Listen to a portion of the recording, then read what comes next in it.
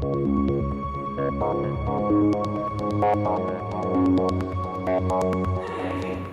welcome back to Renee with Music. Hey! Hope everyone is doing well. Yes. Renee, a lot's been going on. Music Chad's world. been so lonely. Oh my gosh, I you've been on was the road. gone You for were. so long. He had Joshua. I did have Joshua, so that was fun. Joshua will I keep love you that. busy. Yes, But yes, you will. So let's get started. It's all the news today. A lot of news. right, for news. What news are we talking about? You. Whitney Houston movie. Oh, my goodness. You've been doing a lot of Did you hear the things. new Whitney Houston movie? Oh well, yes, new Whitney Houston movie. Chad just talked about this today. Totally going to this. It looks We're fantastic. he actually is not a moviegoer, but we're gonna do Yeah, the we're movies gonna do this because one. it's Whitney Houston. And She's she might be a fabulous. podcast. Like, yeah, she's so fabulous. Oh, that's true. We could do a podcast on that.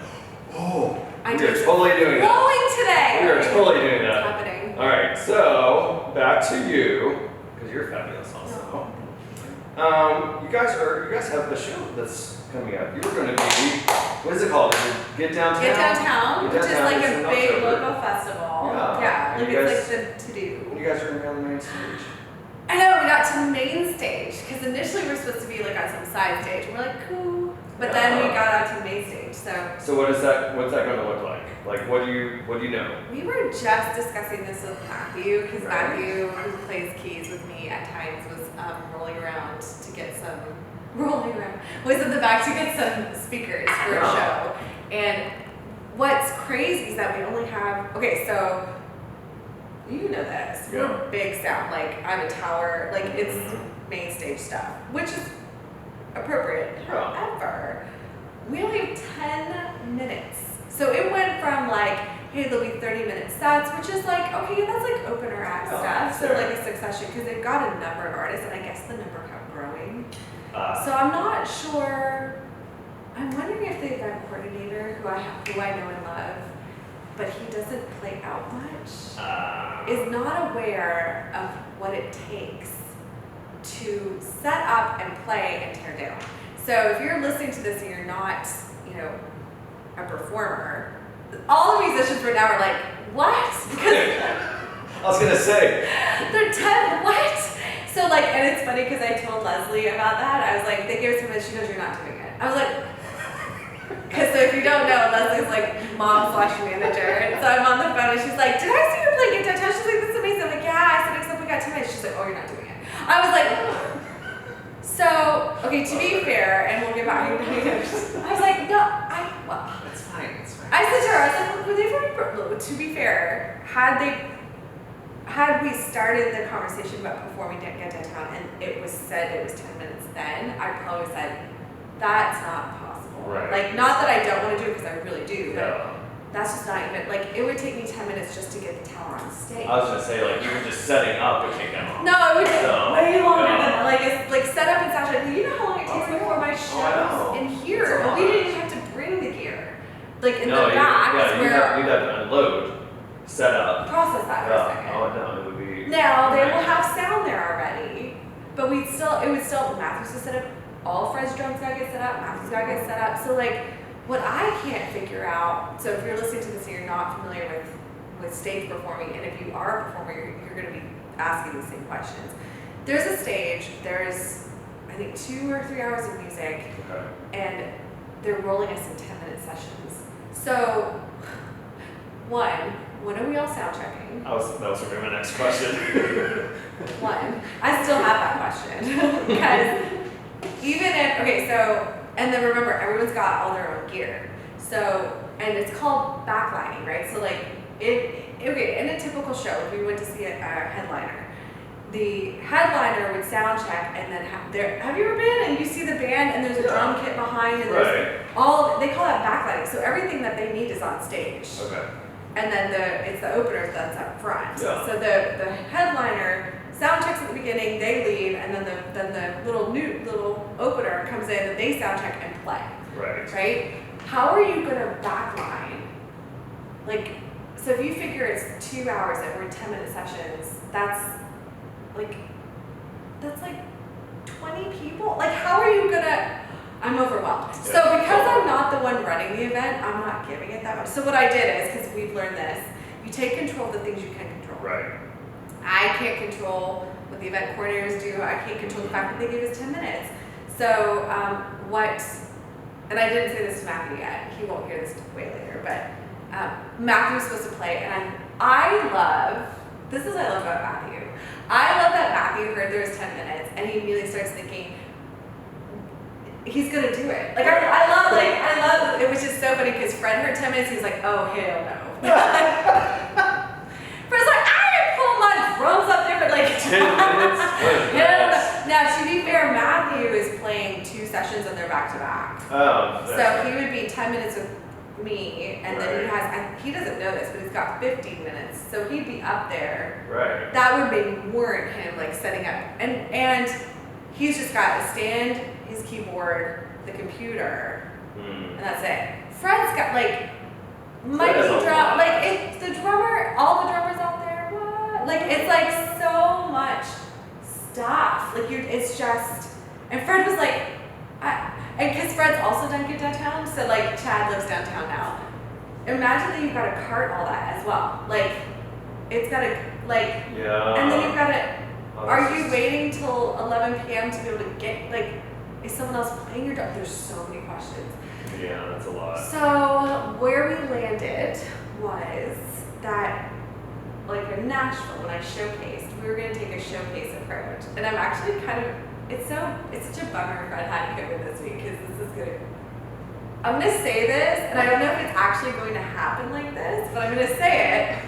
And then maybe when we do this show, you'll be able to know if that actually happened or not. Right. But so I immediately said, look, I can karaoke because I don't even want to bring the tower. Right. Yeah. I don't even want to bring the tower. The tower is literally like this, full of, it's like thousands of dollars of gear. I'm gonna cart it all the way up there. It's got like 16 plugs that have to run to the, this is what's mental. 16 plugs that have to run to the soundboard for 10 minutes. And then like, so all of it, I'm overwhelmed. Yeah. So I was like, John,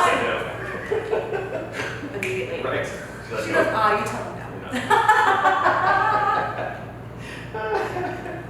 I have a solution, and the solution happened because that was the same situation in Nashville. In fact, when I was in Nashville, and I'm sorry if I'm stepping on your toes for future questions, but when I was in Nashville, I had a showcase, and it was the same kind of thing. I had 10 minutes, actually, like, the exact same thing. And but he is in music, and he had been a musician before, and he had played out before, the guy running it. And he said, I don't care what you do, but we don't have time.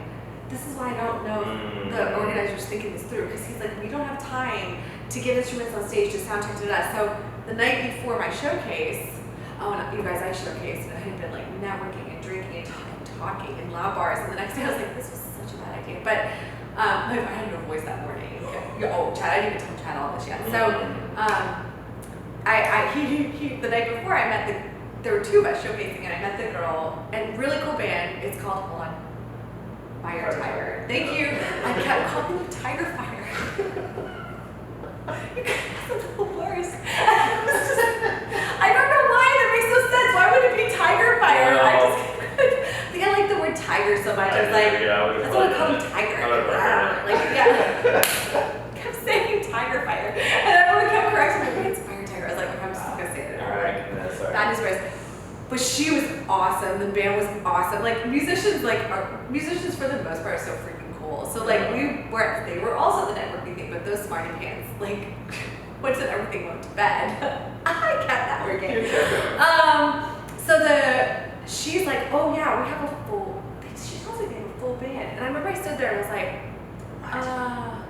I said, did you talk to Mark about that? And she's like, yeah, like I'm like, does he know? So she was like, ooh, is it gonna be a problem? I'm like, I would just get there early in the morning, and like, because in my mind I was like, there's no other bands, it's just me and them, and I'm gonna tell you what I decided to, which is what's gonna happen. Yeah. But before I get there, I was like, well, if they got there in the morning at 9 and they just had all their gear on stage because there's no other bands, and sound checked, I mean, if they want to go to the trouble of getting all that on stage and then sound checking and running, I'm like, who am I, right? But I said to her, get there early. She's like, so apparently, this is what happened. She ended her so like Fred and Matthew, like her Matthew, who's the sound guy. Her Matthew sent the guy that night the list of things that they need.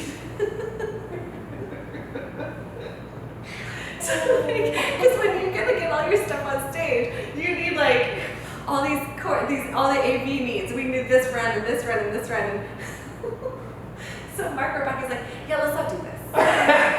Like just can the whole thing. And they did exactly what I would have done. Whoa. Because if you're gonna go to the trouble of showcasing, and I think that some people came to town for this, like it was a thing. She was like, whoa. Let's improvise. And it was actually such a cool idea. So they had like a full band, and instead, like the guy that usually plays keyboard, he had a strap keyboard on, playing a keyboard. Yeah, that he had plugged into a portable amp. So he carried his keyboard and carried his amp and plopped it down. And then the drummer had a tambourine, and like so everyone had something very mobile. And all the miking was done with amps. Wow. But she wasn't as prepared as I was. Although now looking back, I wish I'd done it her way because of all my networking. But they just played their tracks and they sang and played to it. So like literally it would be like pressing play on their album, and they just played with themselves. You know? Fair. Okay.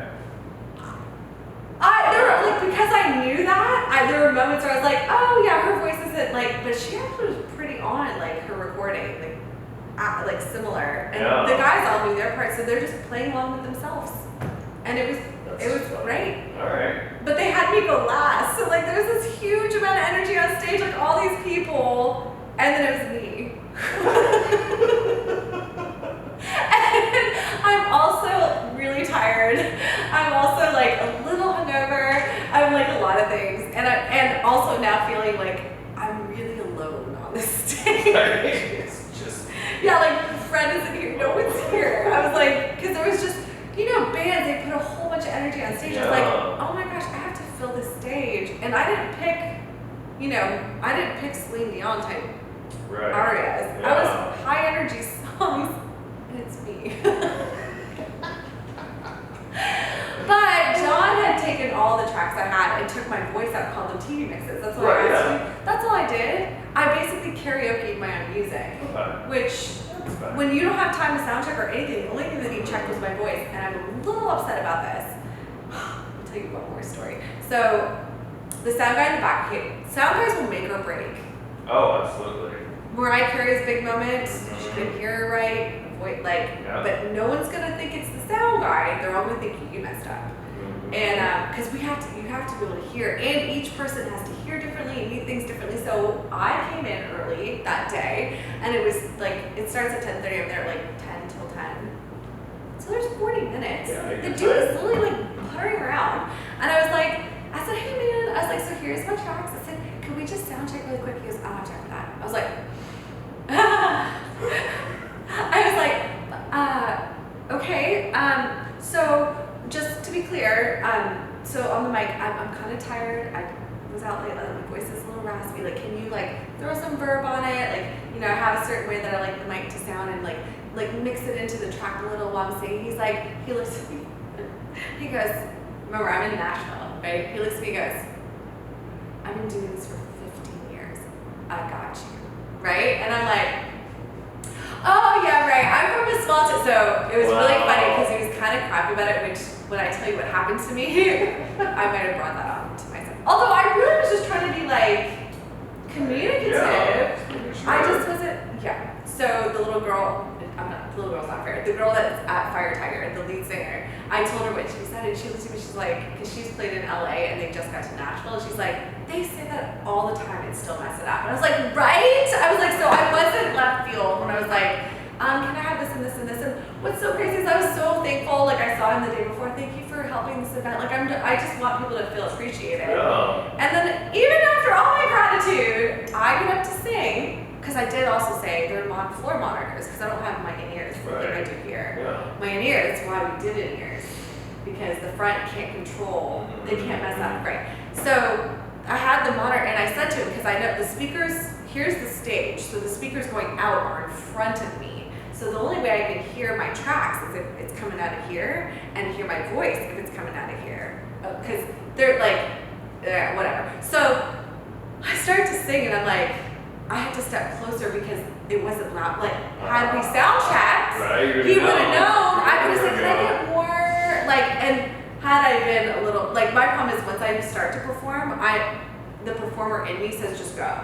Right. Like there are some people that be like, as they're singing, la la la la la la la, like, That's it. yes, that's what they're doing. And I need to maybe learn to do that because it makes it, your performance isn't as good because you can't hear. Yeah. And so, you know, and then people think that you're just not as good as you should be. They don't think, oh, her sound might have sucked. That's not what they think. But if you do this, then they know, he's Jack. I gotta start doing that. Just do it. No, then they know that it's his fault. Yeah, they're like, okay, this is... Oh yeah, she's struggling because he's not got this right. And Right. and I didn't get it right because he refused to sound check me. I learned that in 2 minutes. Can you just hit play in 2 minutes? I can't do it. No. Should have brought coffee. You should have been there. Right. No, I should have been there. I'm sorry. Well, speaking of showcasing, Oh yeah. this was because you were at the Sing Summit, Ooh. which is what we talked about in the podcast before you went, which I was so Oh excited. wait, to go back to answer your question Yeah. about the one that's going to get downtown. Oh, yes. I'm doing that same thing, Okay. but I'm assisting. Well, that sounds good. Assisting on a sound check. Yes. Yes, that's what we're doing. Oh, sorry. Going to your question too. So Fred, this is the thing I haven't told anybody yet. So Fred, who's my drummer, this was Fred's idea. Fred said, I'm gonna be your hype man. Okay, so That's hysterical. okay, hold your question longer. Yeah, you're good. So Fred and I had a small stint as DJs for a local company at Christmas called Scott's Insurance because I don't know how we got the first gig. Oh, they hired my band to do dinner and then they wanted me to DJ afterwards. I was like, Okay. yeah, I can DJ. So we did live Christmas music, and because it's a Christmas party, and then we were DJing, and so I'm like, I'm not the DJ that's like, you gotta play what I like. Like I want to. It just worked out that they wanted 90s hip hop, which turns out that Fred and I both love 90s hip hop, and also I didn't know I loved 90s hip hop until I started doing this because I didn't know all that music was hip hop. I didn't know. I just because in the 90s we just listened to the radio, Right. like Yeah, whatever came so on. whatever station was running, whatever. Yeah, well, I like 90s hip hop. Not that I like it, I know how to dance to. So Fred and I are doing the Humpty Hump. So Fred, and because they also like let us drink. I mean, it's a few drinks and like we're having a good old time. So we were like, Fred and I, we would get into like do like we have like matching dances. So forget downtown because it's gonna be our music. Fred's gonna be the hype man, and I was like, Fred, let's choreograph a few things. Just like so there's a chance. We don't know what's gonna happen, but Chad may have to come down and film it because if nothing else, it might be hilarious. Right. Good to watch that. It'll be fantastic, especially if Fred is like, we have to feed Fred about 3 to 4 glasses of wine, I'll bring it up. and we'll be good. Yeah. And he will let loose, and it'll be hilarious. It'll be So he got sick this week. We were supposed to basically come up with some choreographed routines. so that's We're gonna do a routine, that's which to is come. I feel like So the competition I did at Virginia Beach. Yes. The routine I did like prepared like Fred was like, so you did a routine, so like let's look at routines. I'm like, are we too old for routines? I'm like, no, I'm not too old for this outfit. So yeah, We'll make it happen. it's gonna do, we're gonna do it. So that's what's happening. Love it. All right. Yeah, so you went to Sync Summit, Yes. which is where you showcased. Mhm. I was very excited about some of the sessions that you were going to be going to. And you also got to hear some of the got to hear sessions, some of it, which is which was cool. amazing. Yeah. Did you end up going to the one on storytelling? Yes. That was one I was really excited to hear. Yes, in the evening. Storytelling was so amazing. So what was your takeaways, I guess, from that one? So storytelling, the whole point of storytelling was that it's gonna like when they're in the okay, I feel like we have to bring people Right. up to speed. Bring them. SYNC conference meeting, any music that is attached to film, whatever that looks Yeah. like, and it can go as far as gaming, Netflix, like you look in spaces. Everything that has video has some kind of audio, and like silent films never came back because they're no fun. Yeah. So there's a need for music, and there became an entire sync community. And so the one that Chad actually found. How did you find the storytelling one? You were looking through the. Oh, yeah, I was just looking through all the sessions that you could potentially go to, and then I saw the storytelling one, and just all the. I was just so. I don't know, my mind is blown away at just their process. Like the music supervisors having to find, literally going through the script and literally like pinpointing where you need to put music and how that would even look. Like it was funny. I was reading an article on Mike Turner, who's a music supervisor. Oh, Mike, I got to meet Mike. And he was just, What's up, Mike? he was saying in an interview. You're gonna tag Mike in this. Oh, that's right. We have to talk about this. He was saying in an interview that when he would get a script and he would go through it, he said by the end of it, it would look like a kindergartner had gone on with crayon because that's how much he had marked it up, and like had a whole system of like what each mark meant. Oh wow! Yeah, And, like, it was a whole system. Yeah. Key system. And I was like, that's just so fascinating to me. So I just don't even You would understand. love talking to him. Yeah, like it would He be was so so amazing. lovely. He just like So Mike, it was so funny.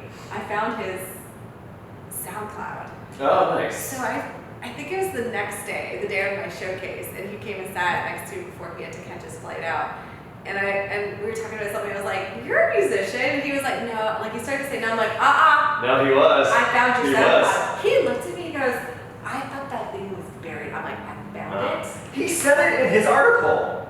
Did he In the really? article, he said that he started out in music, and then once he realized that he wasn't going to be a rock star, He found music supervision. You said it, Mike. I did my research. He did, and then I kept looking. I'm like, who is this? Well, because then we ended up in a Zoom call with him. I ended up in a Zoom call with him because you could set up to talk to some of the sing supervisors. Right. Most of them declined, but he had agreed to an afternoon of them, and so I had to have a Zoom call. And he's in Nashville. I'm in Nashville. Neither of us live in Nashville, and I'm like, why are we talking on Zoom? I was like, you're here? He's like, yeah. I'm like, so am I. And so like, why? Well, yeah. Like he goes, I'll be in the networking event. I'm like, okay. Like we had like a good. I'm like, dude, I'm not gonna take up your time. Like I'll see you later. Right. So he actually found me at the networking. He goes, you look familiar. I'm like, yeah, the loud one from the Zoom. I was like, oh, you're doing this. And then, but because we had connected in person, and before I met him. You know, you want to look up the person you're going to talk to and not waste their time. Yeah. Like, that's why I said to chat. Like, find out about them and don't waste their time. Like, before we even connected, try to connect with them, Right. we wanted to make sure that there was things that aligned, Yeah, you know? And exactly. so Chad was telling me a little bit about him, and I went searching, and I found this SoundCloud. And so he tried to, so then Mike's like, it's so funny, he goes, oh my gosh. He's like, that thing is so buried, it's so old, I don't even use it. I said, it's not that old. I said, you posted a song 1 year ago. He was like, oh my God. I'm like, okay, I'm not a stalker. Starting to sound like one. We just researched really well.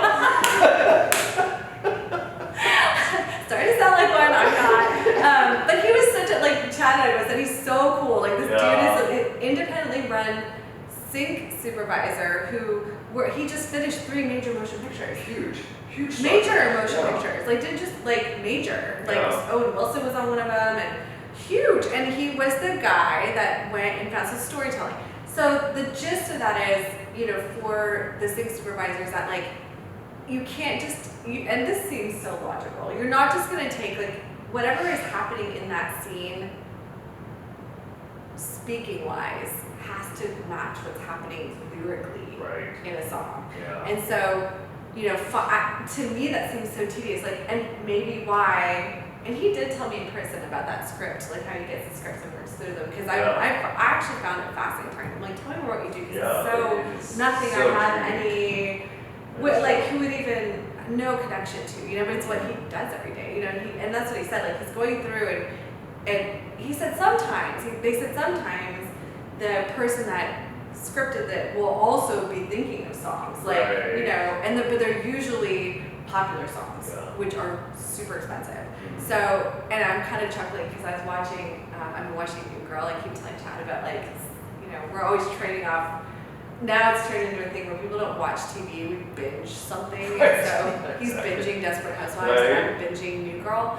And I'm watching New Girl, and the show must have done really well because to the later seasons, they're using mainstream songs. Oh, didn't you say they use like Britney? Britney's work, like, like big art, but there was more, like, and because of all this sync exposure, I'm like, I would never have thought about that before. No. Wouldn't have even thought, like, I would hear a pop song and be like, oh, I like that song. I would think, whoa, that was really expensive for that.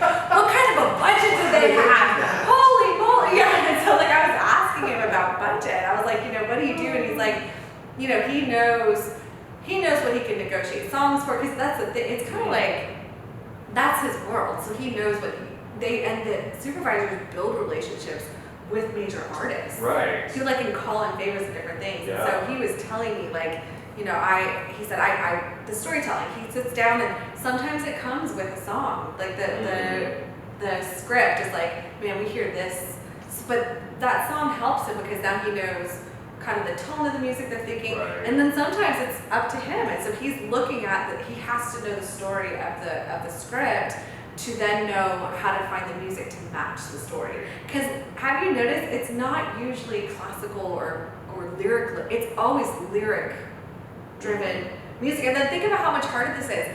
You don't want the words of the music clashing with, but you don't have a guy sitting there scoring it for you. No. Like, so how wild is it that you're literally able to find music? There's enough music out there that you can find the right one where the musician isn't singing lyrics that battle. It's a lot for me.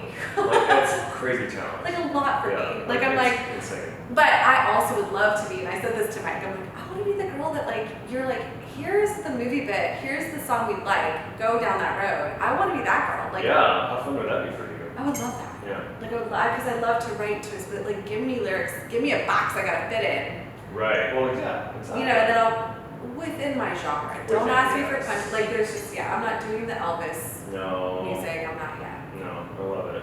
So yeah, I mean, my God, I feel like we could talk about this for hours. And we don't have hours, we We only don't have 20 have minutes, hours. so. No, so, but yeah, so that was, it was a good We time can talk away. more about Nashville. Yeah, like, it yeah, was we a can- huge, I was gone for 4 days. Yeah, so I mean, there's definitely a lot more we can go in depth on Unpack that. that. Yeah, but the storytelling one, that was the one that really got me. I was really excited about that one. So It was really good. I'm fascinated about it. So maybe at some point we get Mike to come on and we could talk to him on it. So If you're gonna be near LA in February, Right. you just then we could just come on and we could do a little meet some Zoom, people and Zoomy Zoom. do a little I podcasting. love that. All right, so we'll end on Fun Fact Friday. Fun fact Friday! Fun fact Friday!